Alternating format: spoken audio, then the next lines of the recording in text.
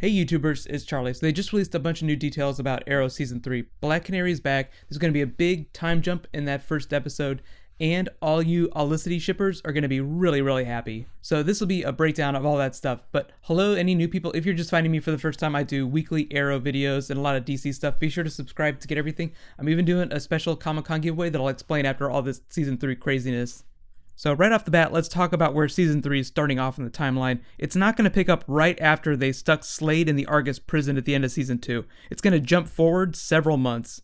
The producers didn't really give an exact number, but it's going to be like more than 6. Enough time has passed that Oliver is basically in chill mode as the Arrow, and the rest of the team is enjoying time out from the shitstorm that was Manu Bennett. Arrow and the Flash have this thing where they kind of follow a real life time frame, so for like every month that it's been on hiatus, Team Arrow will be like on vacation. So Stephen Amell, Emily Bett, Colton, David all go on vacation, so does Team Arrow. It's what they're doing during this break period that was making everyone go crazy earlier this week. In the official synopsis for episode 1, which is titled The Calm, Oliver totally asks Felicity out on a date. You know, and all of a sudden the Olicity fandom cries out in triumph. There's a big asterisk attached to that, but still, it's funny to think that the show is actually going there. It just proves that a massive Tumblr campaign can work. So high five to all you Olicity jiffers out there, you made this happen. That first episode takes a bit of a left turn with their supposed romance, but the rest of the season is going to address their relationship. The words used to describe the situation were, Oliver will explore his feelings for Felicity, he'll actually try to process whether he has real feelings or if it's something else, and he'll make Felicity aware of that. The interesting thing on the other side of that is, what is Felicity going to do once she learns his intentions? The moment they shared on the beach was totally real. If you saw the way they were looking at each other, that wasn't a trick or anything. There was a lot of sexual tension, way more than normal, and now that Slade isn't trying to chop their heads off, they can deal with it. Thus we get our episode 1 Olicity date.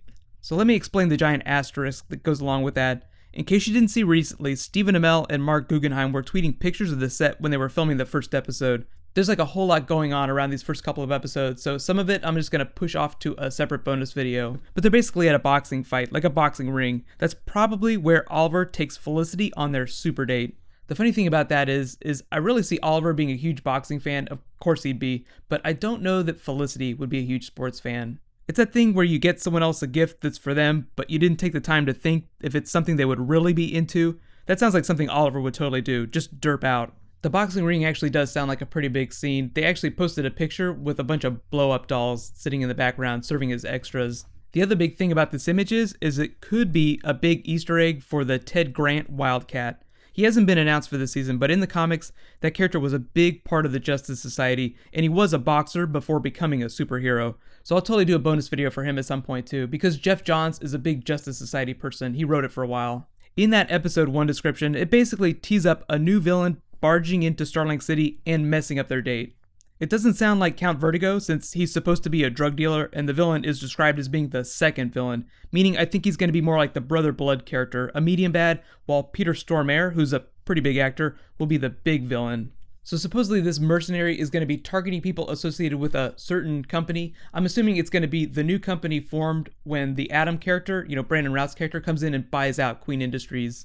That doesn't mean that he's necessarily targeting Oliver, but it's possible that Count Vertigo hired that mercenary to keep Team Arrow busy while he peddles his wares. He's basically going to be selling that Vertigo drug, or his version of it. So the next big Season 3 WTF is Black Canary is coming back in that first episode. I know, what's going on? At the end of Season 2, she got on the boat to return with Nyssa and the League to Nanda Parbat. The explanation is that it's that mercenary killer, the new villain, that brings her back. He or she is supposed to be wanted for killings in several countries, so either Sarah's been tracking them or she comes back to intercept. Katie Lotz has not been listed as a cast regular like all the new people and John Barrowman, so what does that mean for the Black Canary character? She'll probably just be in a few episodes, unless she's just in that first one. I don't think they're going to be making Laurel put on black leather anytime soon, so keeping Sarah around longer is just another way to stall that transformation. I was actually a really big fan of Katie Lotz in Season 2. She didn't get a lot of scenes. I feel like she needed some more screen time, but I'm interested to see if her arrival complicates the Oliver-Felicity dynamic a little bit. It's like the writers want there to be people from all sides, making it impossible for Oliver and Felicity to address what's going on between them. On Felicity's side of things, the Brandon Routh Atom character is going to be one of those big new ships. He's going to be like a science version of Oliver, with the muscle, so I'm expecting him and Felicity to have a lot of chemistry. It's all part of the process of tearing Team Arrow apart during the season, then putting it back together at the end. Like right now, they're riding high and they're all super close. So in the new story, season 3, they'll just get slapped around a whole lot like last year, and then by the end they'll be made whole again and stronger for the experience. I know that sounds like an oversimplification, but that's essentially what the hero's journey is. You know, you tear them down, then you build them back up. But what's going on with the other characters? Because there's actually several big ones that we haven't talked about yet. A lot of you guys asked me about Detective Lance. At the end of last season, he was basically dying in the street. But because of that time jump I mentioned in the first episode, he's going to be fully recovered and he's a captain now. So he and Oliver are going to have much more of a Batman-Gordon relationship. It's just that now Quentin is going to have the power to help him. Like, he'll have the resources. By the time that first episode picks up, the city will have acknowledged the Arrow as a hero, so he's not a vigilante that they're hunting anymore. So moving on to Roy's character, he's going to be settling into his role as Arsenal. That's just what they're turning him into on the show, the version of the character. He's also still going to be pining away for Thea, I'm sure. He's been depowered, but Oliver never had powers, so Oliver's just going to be salmon laddering his ass into shape next to him every day. I'm also really interested to see how the addition of Brandon Routh's character to Team Arrow affects Roy and Oliver's relationship. I actually think it's going to bring them closer together. Roy's personality is a lot closer to Oliver's than Ray Palmer's. Roy is not a science bro. So whenever the Atom's personality starts to dominate Team Arrow, I think that Roy's going to gravitate even closer to Oliver. They're introducing his character, Brandon Routh's character, in the first couple of episodes, but think of it as like a modified Isabel Rochev arc. Ray Palmer, his real-life persona, is taking over Queen Industries. Palmer's company is buying them out, so he's Oliver's new boss. I'm sure you're all imagining the hilarious boardroom scenes where he starts shushing Oliver in front of Felicity. They haven't revealed when Palmer is going to become the Atom, or if he'll already have the gear whenever the show starts. I feel like seeing him develop the persona would be way too much fun to waste, so I really hope we get to see that progression on screen, at least by the mid-season finale. So on the flip side, let's not forget about Malcolm Merlyn and Thea. He's going to be a cast regular, John Barrowman is. That means he's going to be in most of the episodes, but it's unclear what his story arc is going to be, whether he's going to try and rebuild his empire or just seek revenge on everyone. Last year, Stephen Amell did this Q&A where he said something really interesting. He said that Oliver and Malcolm have a lot of unfinished business. I think that after dark, he's going to be taking jabs at Oliver, and during the day, he's going to be taking on Ray Palmer and the new Queen Industries company. Remember, Merlyn lost his company too, so just like Oliver, he might be trying to get it back. You can let me know if you agree, but I feel like we got cheated out of a Merlyn-Oliver team-up in the Season 2 finale, so I'm really hoping we get to see that sometime during Season 3.